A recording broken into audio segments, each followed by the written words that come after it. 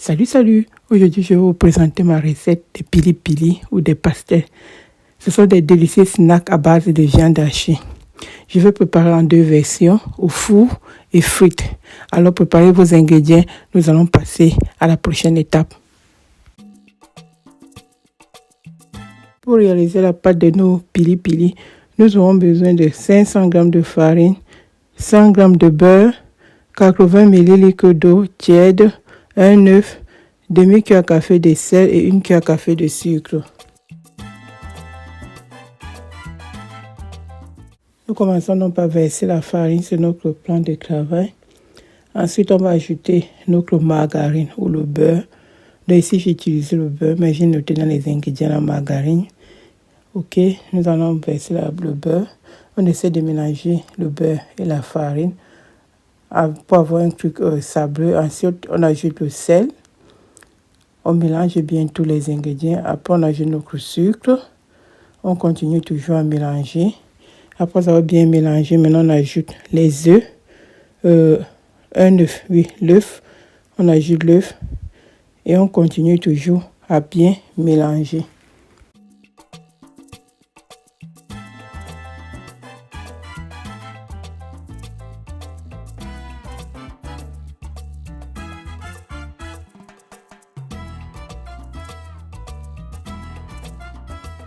Après avoir bien mélangé, maintenant on ajoute l'eau peu à peu en continuant à mélanger.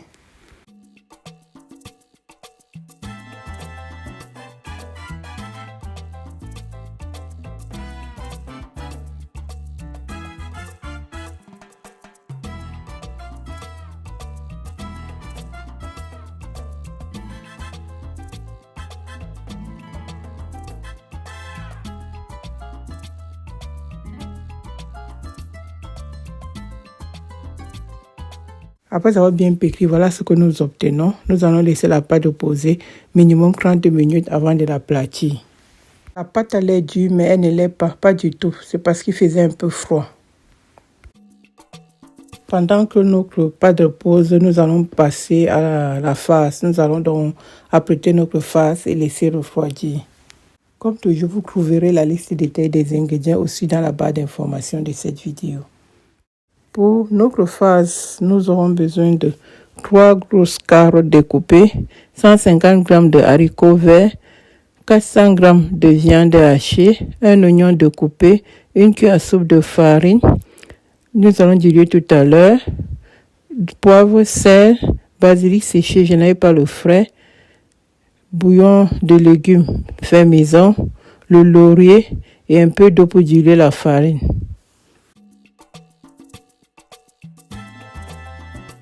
Nous allons donc diluer la cuillère à soupe de farine dans de l'eau.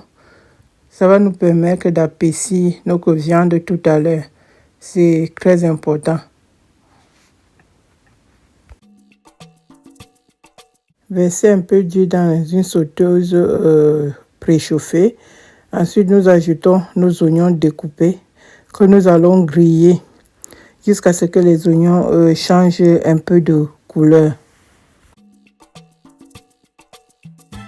Ensuite, nous allons donc ajouter notre viande hachée et nous allons mélanger la viande hachée, les oignons grillés et laisser la viande hachée griller jusqu'à ce que la viande change de couleur.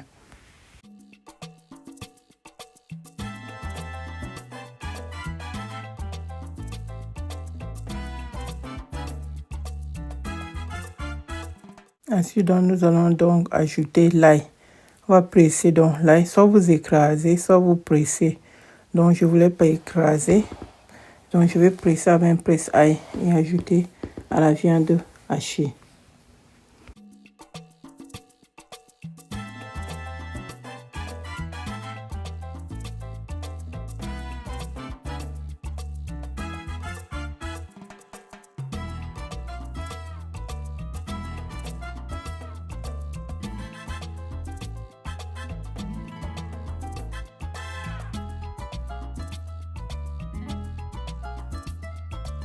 J'ai donc ajouté les autres épices, mais j'ai oublié de filmer.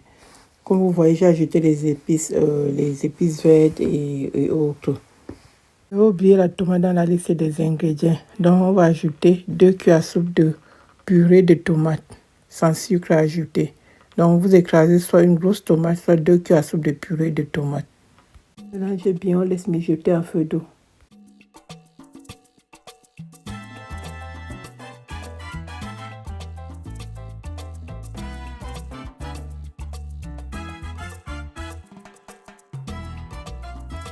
Ensuite, on ajoute des légumes découpés et on mélange bien le tout.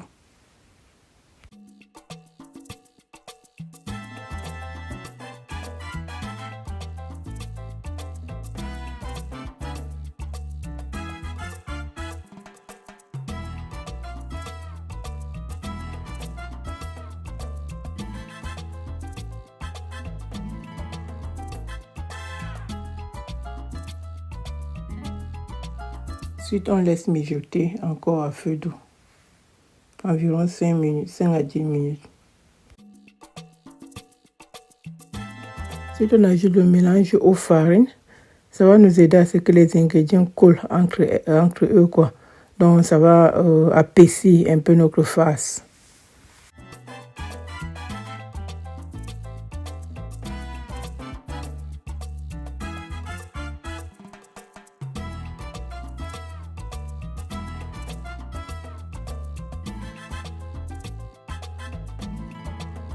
Laissez donc mijoter à feu doux jusqu'à ce que l'eau sèche bien. La farce doit être sèche. On ne doit pas avoir encore une présence d'eau de liquide. Vous pouvez ajouter d'autres épices au choix, hein. Le gingembre, les oignons écrasés, tout ce que vous voulez. Donc moi ici, je voulais pas une farce trop épicée.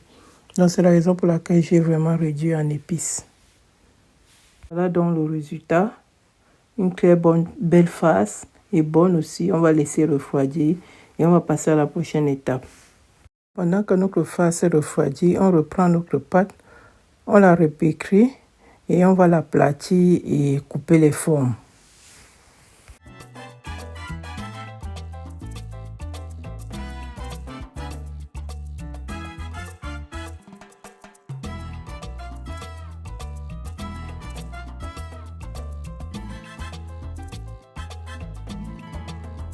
La pâte sur environ 5 cm d'épaisseur, pas trop plat, pour éviter qu'elle n'épaisse.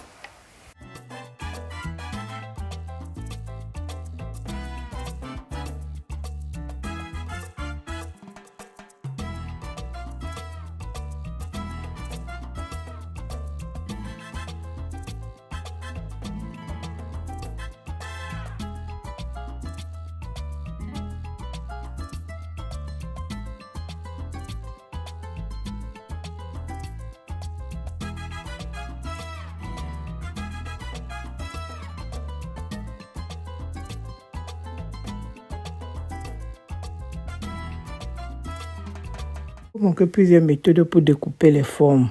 La première méthode, nous allons utiliser un emporte-pièce classique pour faire les pili-pili ou les chaussons.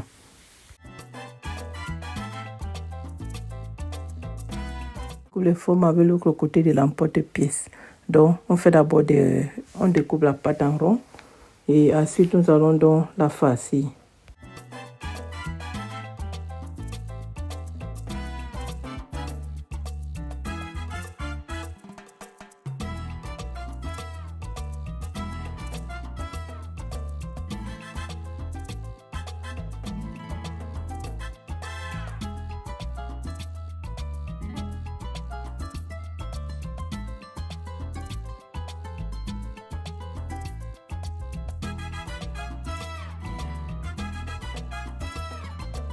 Là, dans notre farce, elle a bien refroidi, elle est bien sec. On n'a pas d'eau comme vous voyez là. On prend notre cercle de pâte qu'on retourne et on dépose sur notre emporte bien positionné parce que les bords là vont nous servir pour la fermeture. Et ensuite, on dépose une cuillère de farce au milieu, bien centré et pas trop de pâte, pas trop de farce, sinon ça va déborder. Donc on dépose et maintenant on prend les deux bouts. On plie, on replie pour pouvoir fermer et on appuie donc les bordures, je peux dire zigzaguer pour bien fermer. On presse les bordures zigzaguées pour pouvoir bien fermé.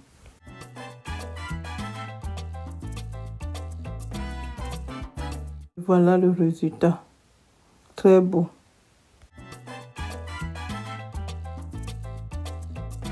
Je vous montre encore une deuxième en version rapide.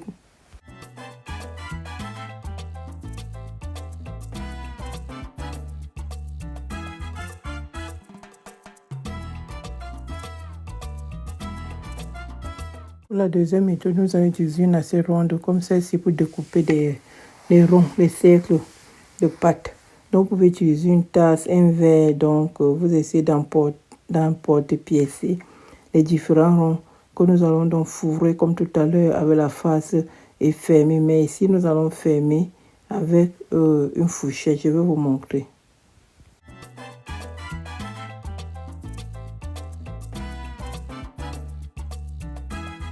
On retourne la pâte, on met la face, comme toujours pas beaucoup, on replie les deux bouts pour coller les deux bouts ensemble et on prend une fourchette pour appuyer, pour bien fermer, bien appuyer pour qu'elle ne s'ouvre pas à la cuisson.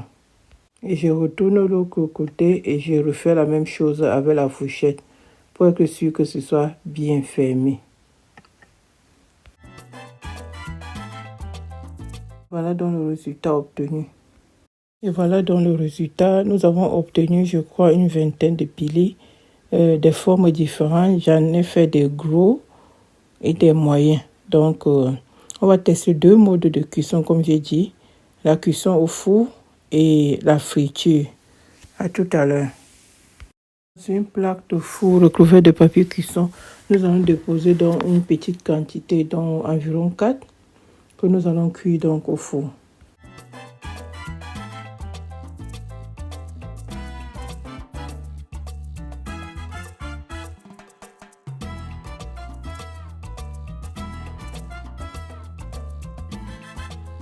Badigeons les piliers de beurre fondu ou à l'aide d'une huile neutre au choix.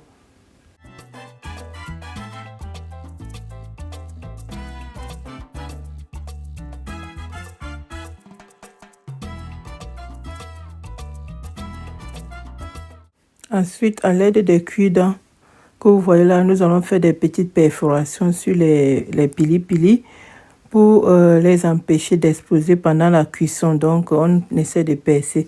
C'est vrai qu'on peut aussi utiliser une fourchette, c'est aussi pratique pour essayer de faire des petits clous. Donc, pour laisser la pâte, la chaleur ressortir pour que ça n'explose pas pendant la cuisson au four.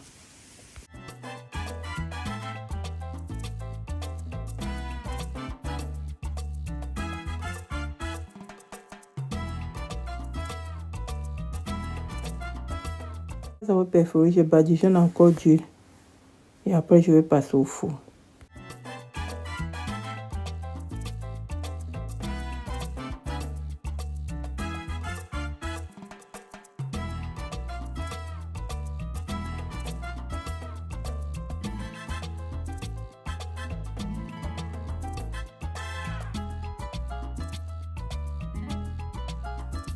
Petite astuce, vous pouvez aussi badigeonner d'œufs battus au lieu d'huile, ensuite d'œufs battus. Voilà, vous pouvez badigeonner d'huile, ensuite d'œufs battus. Voilà.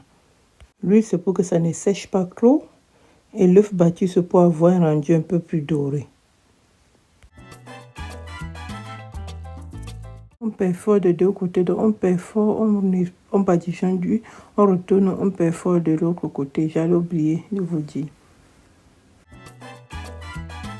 On va faire cuire dans nos pili au four à 175 degrés, chaleur de voûte et sol pendant environ 15 à 25 minutes. Vérifiez la cuisson, ça dépend du four.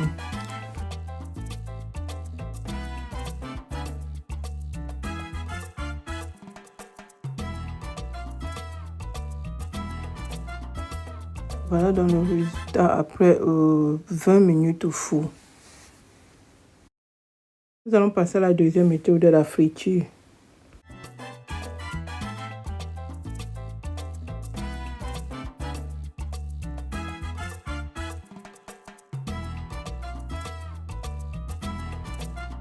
Donc on préchauffe l'huile et ensuite on met les piliers dedans. Donnez pas beaucoup mais ça ne doit pas être trop serré. Ici je vais mettre jusqu'à ce que le fond de la marmite soit recouvert mais pas trop serré. Si lui n'est pas sale, dans les particules en bas là, c'est parce que j'ai fait un premier tour, j'ai testé un premier tour. Non, ça c'est le deuxième tour. Et voilà, retourner de temps en temps si besoin.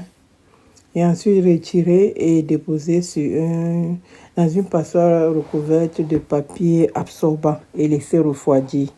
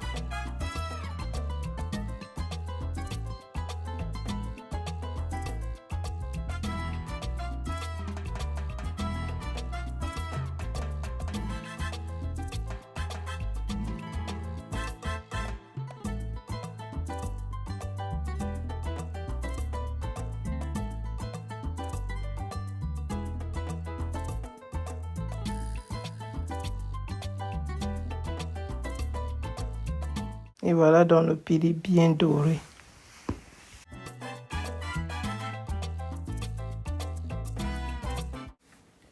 Nous allons commencer par les pilis fruits. Donc, on va couper, on va goûter. Voilà l'intérieur, comment ça se présente. C'est légèrement encore peu chaud, c'est croustillant. On va goûter. Trop bon. Vraiment trop bon. À essayer.